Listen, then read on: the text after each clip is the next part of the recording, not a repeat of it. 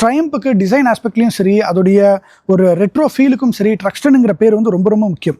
So இந்த பேரை அப்படியே கேரி பண்ணணும்னு முடிவு பண்ணதுனால தான் இப்போது 400cc செக்மெண்ட்டில் ஆல்ரெடி நமக்கு ஸ்பீடு இருக்குது, அதுக்கப்புறம் வந்து ஸ்க்ராம்ப்ளர் இருக்குது. அந்த வரிசையில் ட்ரக்ஸ்டன் 400 அப்படிங்கிற இந்த மோட்டார் சைக்கிளை லான்ச் பண்ணியிருக்காங்க ட்ரையம்ப். ஸ்போர்ட்டி ஸ்டைலில் வந்து already R15, continental GT Royal என்ஃபீல்ட்லேருந்து மார்க்கெட்டில் இருக்குது.